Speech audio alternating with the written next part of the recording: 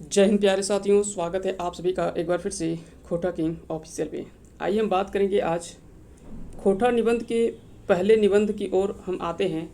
इसके पहले हमने क्या है कि एक आपको इंट्रोडक्शन क्लास के रूप में आपको हम लोगों ने देखा था कि उसमें क्या क्या हमको पढ़ना है, और वो सारा परिचय हमने देखा था। साथ ही साथ इसके लेखक जो हैं वीएन ओदार, उनके परिचय के बारे में भी हमने देखा।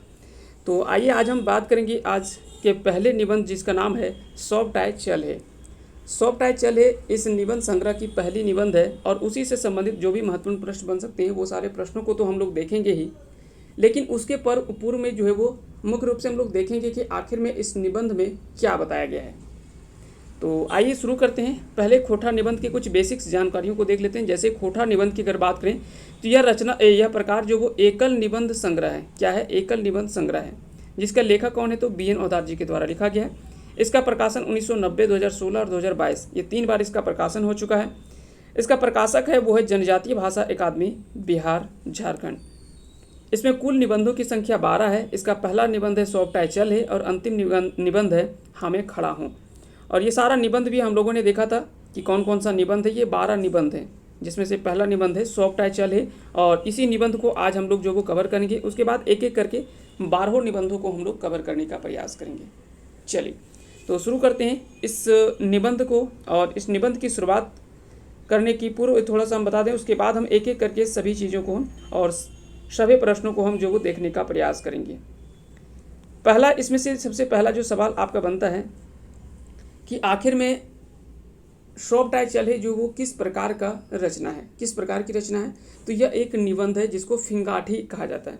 ठीक है, तो लेखक ने व्यंग्यात्मक फिंगाठी शैली में यह कहा है कि दुनिया में सब कुछ चलता है। सॉफ्ट आय चल है जिसका अर्थ ही है सब कुछ चलता है, और यह एक व्यंग्यात्मक निबंध है। इसके माध्यम से समाज में चल रही अनीति, कुचक्र और अन्य विसंगतियों पर चुगीला व्यंग्य किया गया है। यहाँ सच और झूठ ये दोनों चलता है, पर झूठ ही अधिक चलता है। यहाँ पे बताने का प्रयास किया जा रहा है कि यहाँ पे सब कुछ चलता है, झूठ भी चलता है, सच भी चलता है, लेकिन झूठ जो वो अधिक चलता है। यहाँ पे सच से ज़्यादा जो वो झूठ ज़्यादा बोलते हैं।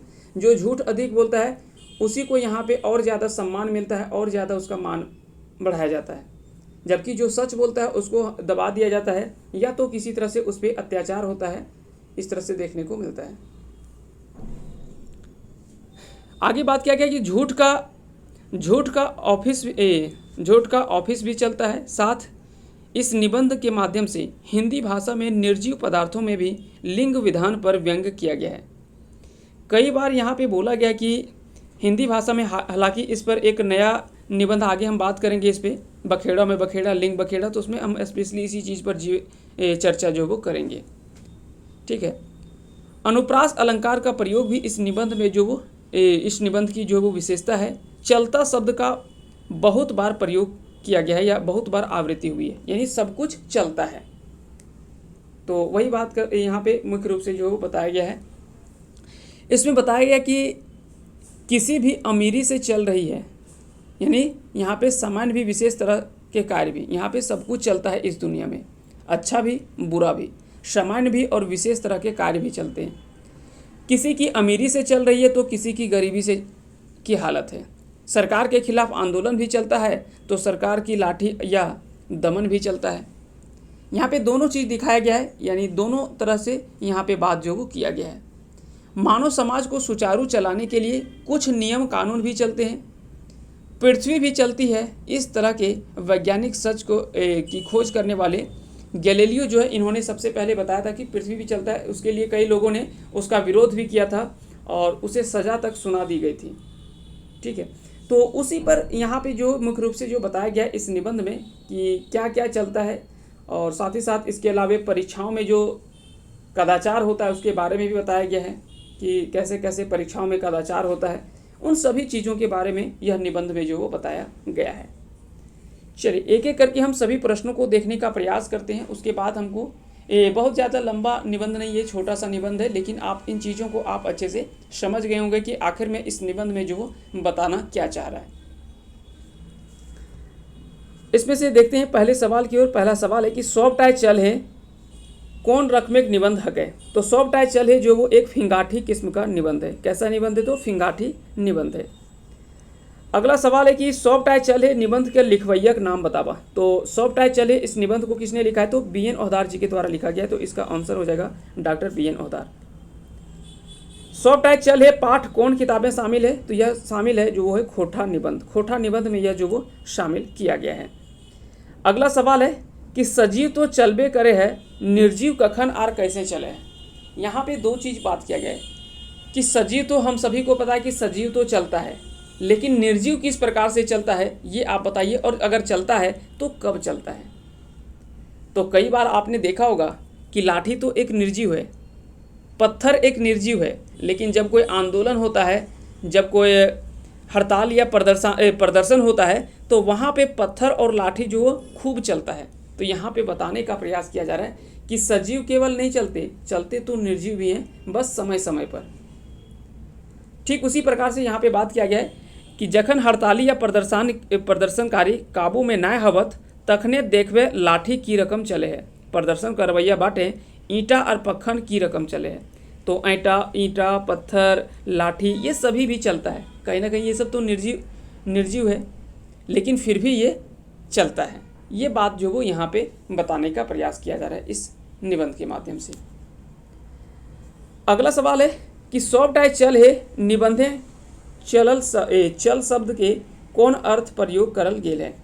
तो यहाँ पे बात किया गया कि सौंपटाय चल है निबंध में जो वो चल शब्द के कौन अर्थ है प्रयोग करल गेल है। सब कुछ बेगर नियम के चले, सब कुछ नियम से चले क्रिया के अर्थ है या इस सब में। तो इसका जो सही आंसर हो जाएगा सब कुछ बेगर नियम के चले।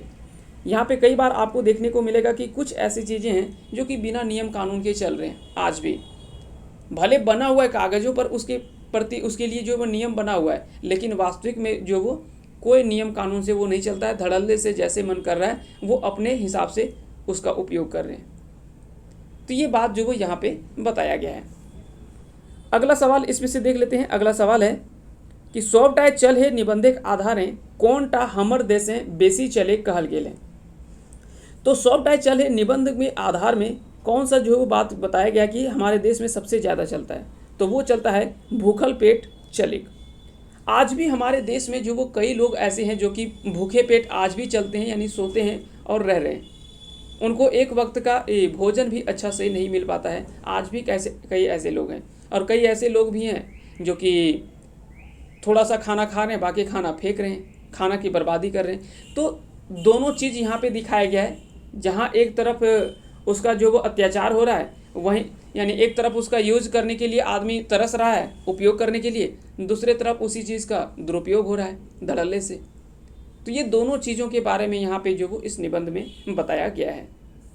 तो इसका जो सही आंसर हो जाएगा वो हो जाएगा ऑप्शन सी। अगला सवाल देखते हैं। अगला सवाल है सौंपटाय चल है निबंधे कौन टा नाय चला है। तो यहाँ पे बताया गया कि इनमें से कौन सा जो बात नहीं चलने की बात की गई है। यहाँ पे तो बात तो चलता है, जी चलता है, पेट भी चलता है, लेकिन बेस नियम कानून यहाँ पे नहीं चलता है। अच्छा जो नियम कानून है वो यहाँ पे नहीं दिखाई देता है। बात तो यहाँ पे बड़े बड़े लोग करेंगे, जुबान भी सभी लोगों का बहुत चलेगा, पेट भी चले बात यहाँ पे करल गेल है, लेकिन बेस नियम कानून की बात यहाँ पे ना चले। अगला सवाल देखते हैं। अगला सवाल है कि पृथ्वी के चले के बात टा कौने कहल हत। तो पृथ्वी चलने की बात जो वो सबसे पहले किसने बात किया था इसके बारे में, तो इसके बारे में बताया था गैलीलियो ने। हालांकि यहाँ पे पहले हम यहाँ पे सबसे पहले नहीं बात करेंगे, गैलीलियो ने इसके बारे में भी बताया था पृथ्वी चलने के बारे में बात। लेकिन इसके संबंध में एक माना जाता है कि वहाँ के लोग जो थे वो बड़े ही धार्मिक विश्वास करते थे, और वो पृथ्वी को उस समय कह सकते हैं कि पूजनीय मानते थे वहाँ के लोग, जिसके कारण से उन्हें लगा कि शायद गैलीलियो ने जो वो हमारे धर्म का उपहास किया है, हमारे धर्म का मजाक उड़ाया है, और इस तरह से बोल करके कि पृथ्वी जो वो चलता है। अब इस बात को सोच करके उन लोगों ने क्या किया कि इसके प्रति गलत आरोप लगाए, और इसको जो वो कई तरह से सज़ा जो वो सुनाया गया, कई तरह से इनके ऊपर में अपराध जो वो लगा दिया गया। आगे बढ़ते हैं। अगला सवाल है कि सच झूठ रदबदाय के चले है, मगुर कौन बेसी चले है। तो झूठ भी चलता है और सच भी चलता है, लेकिन जो ज़्यादा चलता है वो झूठ ही चलता है। ज़्यादातर क्या चलता है, तो झूठ चलता है। इसका जो सही आंसर हो जाएगा वो हो जाएगा ऑप्शन बी। आगे बढ़ते हैं। अगला सवाल कि झूठ कितना प्रतिशत चले हैं, तो यहाँ पे बताया गया कि झूठ जो वो 100% चलता है। 100% झूठ यहाँ पे जो वो चलता है, तो इसका सही आंसर हो जाएगा 100% यानी 100%। अगला सवाल है कि समाज, राज्य, देश और दुनिया चलावे खातिर कौन चीज़ के चलावे आर लेखक हैं कहलत। तो इनमें से लेखक के द्वारा किस चीज़ को और चलाने की बात जो वो की गई है, नवीन परंपरा, स्वास्थ्य परंपरा, पुरातन परंपरा या फिर सामूहिक परंपरा। तो इसमें स्वास्थ्य परंपरा के बारे में यहाँ पे चर्चा किया गया है। और आज भी देखा जाए तो समाज में या देश में आज भी देखा जाए तो स्वास्थ्य के ऊपर उतना कोई बात नहीं करता है, शिक्षा के ऊपर उतने कोई बात नहीं करते हैं, यहाँ की जो गरीबी है उसके ऊपर कोई बात नहीं करना चाहता है, प्रति व्यक्ति आय जो है वो लगातार घट रहा है उसके बारे में कोई नहीं बात करता है। तो इन चीज़ों के ऊपर में कोई बात नहीं करना चाहता है। बात करेंगे क्या, उल्टा सीधा जो जिसका कोई तर्क नहीं बनता है, उन चीज़ों की बात करेंगे, लेकिन ये इन चीज़ों के बारे में कभी स्वास्थ्य, शिक्षा, गरीबी, भूखमरी, इन चीज़ों पर कोई जो वो बात नहीं करने के लिए तैयार है। आज भी देखा जाए तो आज भी ऐसा सिचुएशन हमारे देश में और हमारे समाज में जो वो बना हुआ है। अगला सवाल देख लेते हैं। अगला सवाल है कि गोटे दुनिया कारोबार की चलावे खातिर चले हैं। तो गोटे दुनिया कारोबार की चलावे खातिर चले हैं, तो कहीं ना कहीं अपना पेट चलाने के लिए लोग जो वो आज जो वो लोग लगे हुए हैं। कई लोग ऐसे हैं जो कि अपने पेट चलाने के लिए, यानी भूख एक वक्त का, ताकि उसको अनाज अच्छा से मिल सके, भोजन मिल सके, अपने परिवार को वो अच्छे से पाल सके, इसके लिए जो वो पूरा दुनिया का कारोबार चलावे खातिर आज जो वो दुनिया चल रहा है। आज बड़ी बड़ी बिल्डिंग देखते होंगे कि बड़े बड़े बिल्डिंग जो खड़ा कर देते हैं लेबर, वो केवल क्या, किस चीज़ को लेकर के, वो केवल पेट का एक वक्त का अनाज को लेकर के ही, तो मामूली सा रकम उसको दिया जाता है जो कि जिससे कि केवल उसका घर चल पाता है। तो ये सभी जो है वो यहाँ पे बात जो वो किया गया है इस निबंध के माध्यम से। अगला सवाल है कि ककरो बैठने चला है और ककरो जंगर ढहेलो कौनो रकम चल भर है, एकर से की अर्थ फरी छब है। तो यहाँ पे बात किया गया कि ककरो बैठने चला है। आज भी कई ऐसे लोग हैं जो कि बैठ करके वो सारा काम धाम चला रहे हैं। जैसे आप कुछ नेताओं को यहाँ पे बात ले सकते हैं, कुछ जो शोषक अत्याचारी है उनके बारे में आप यहाँ पे ले सकते हैं कि वो बैठ करके अपना फरमाइश कर रहे हैं, और उनको जो वो और काम यहाँ पे जो कर रहा है गरीब, वो पूरा बेचारा दिन भर जो वो अपना शरीर पूरा हड्डी तोड़ रहा है और मेहनत कर रहा है, फिर भी उसको किसी तरह से बस चल रहा है। इसी तरह से समझ लीजिए कि किसी तरह से उनका जो वो जीवन यापन चल रहा है मात्र, जबकि जो बैठे हुए बड़े ही आराम और शानो शौकत से वो जी रहे हैं। तो यहीं पे यहाँ पे इन दोनों के बारे में बात किया गया है। तो इसका बात सही आंसर क्या हो जाएगा, समाजे काना बांटा। तो पहले तो समाज में जो बंटवारा है वो सही तरीके से नहीं हुआ है।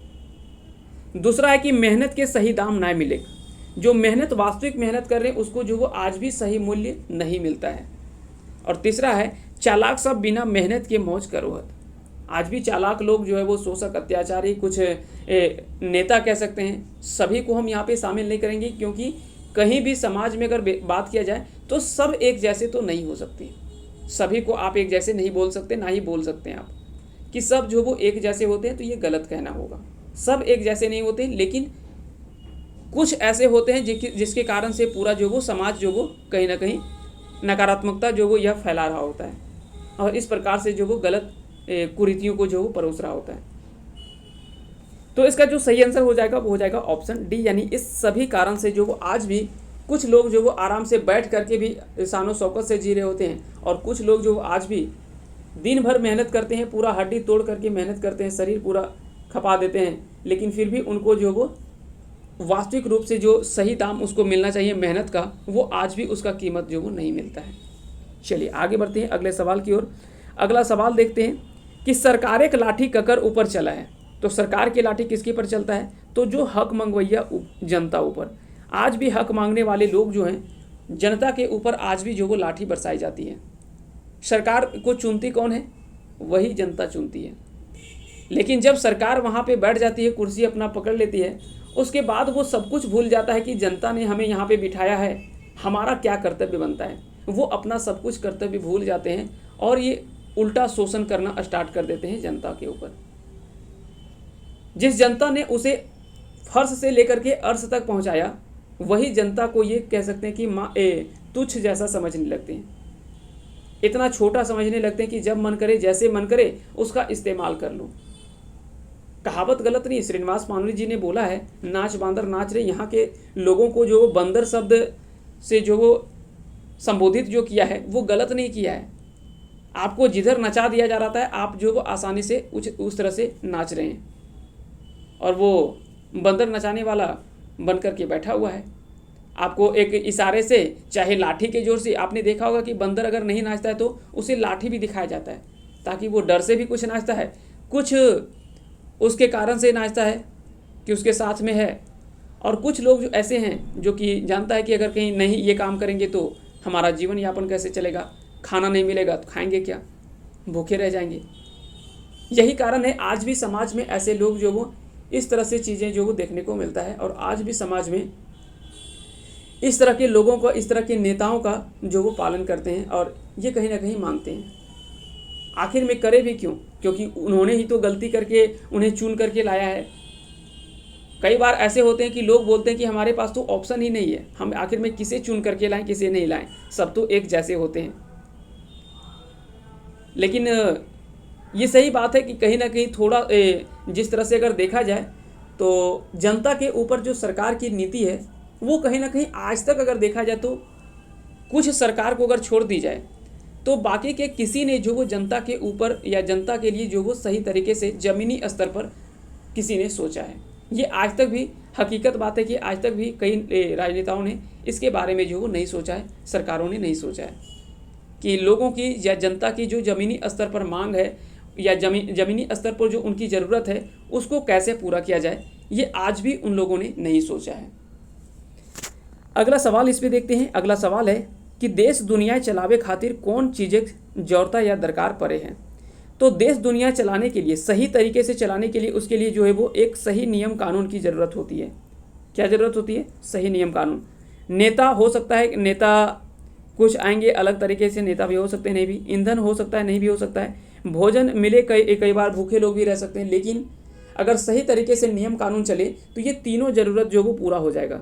लेकिन अगर ये सही नहीं हो तो बाकी की ये तीनों जो वो गलत ही होगा। अगर सही वहाँ का नियम कानून नहीं होगा तो वहाँ के नेता अच्छे नहीं होंगे, जिसके कारण से इस तरह का होगा। वहाँ पे जो ज़रूरत की चीज़ें होंगी वो नहीं मिल पाएगा।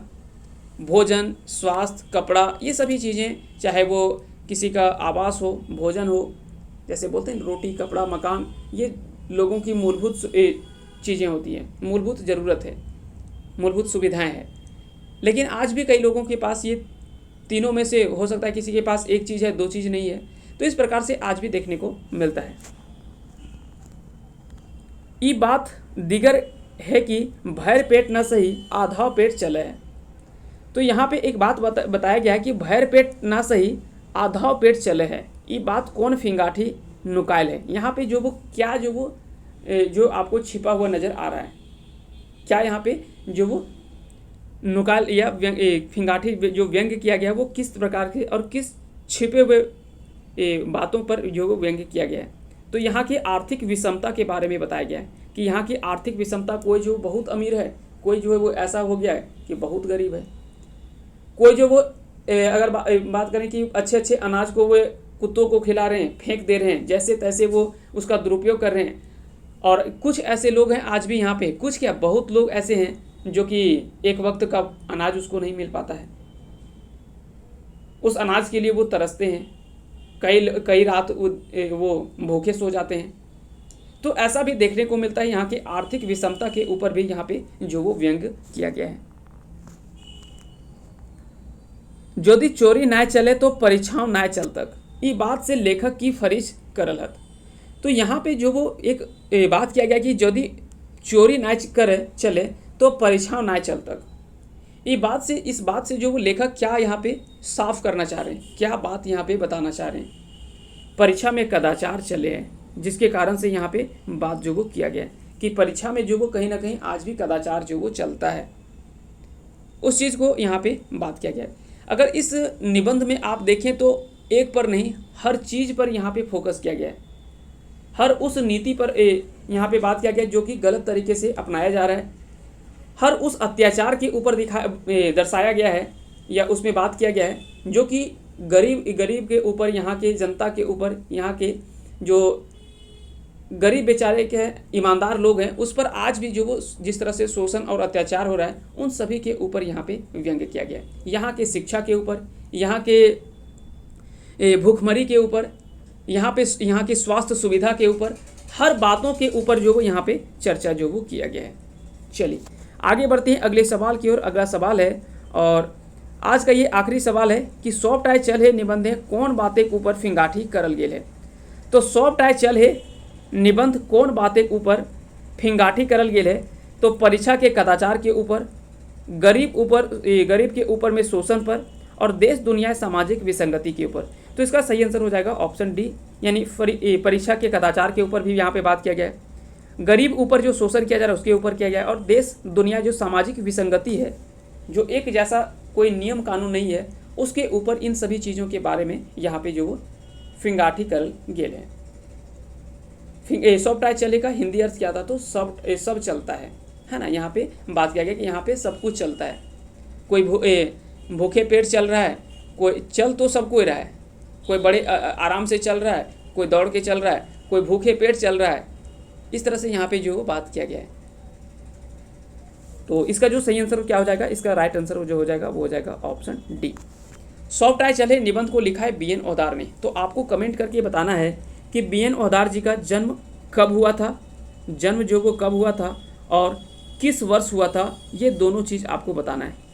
जन्म जो वो कब हुआ था, किस वर्ष हुआ था और कहाँ पे हुआ था, जगह आपको बताना है कि कहाँ पे उनका जो वो जन्म हुआ है। तो ये दोनों चीज़ें आपको बताना है कि जन्म वर्ष कब हुआ था उनका जन्म और किस जगह पे उनका जन्म हुआ है, ये आपको कमेंट करके बताना है। साथ ही साथ उनके माता और पिता का नाम भी अगर आप चाहें तो कमेंट करके हमें बता सकते हैं, क्योंकि आप इन चीज़ों को आप ये नहीं सोचें कि हम जानते हैं तो छोड़ दें। अगर आप एक बार लिख देते हैं कमेंट पे तो बहुत देर तक आपको वो चीज़ें आपको याद भी रहती हैं। इसलिए आप लिखने के लिए थोड़ा सा आपको हो सकता है कि 10 सेकेंड 20 सेकेंड का समय लगेगा, 1 मिनट का समय लगेगा, लेकिन आप उन चीज़ों को आप आसानी से और लंबे समय तक याद भी रहेगा आपको। तो चलिए फ़िलहाल के लिए इतना ही, मिलते हैं हम नई वीडियो सेशन के साथ। और अगला निबंध हम बात करेंगे बखेड़ा में बखेड़ा, लिंग बखेड़ा, जो कि खोटा निबंध की अगली निबंध होगी, तो उस पर हम बात करेंगे और जल्द ही लौटेंगे आपके बीच में। तब तक के लिए आप सभी को ढेर सारी शुभकामनाएं और अंत तक बने रहने के लिए हमारे साथ बहुत बहुत धन्यवाद। जय हिंद, जय भारत।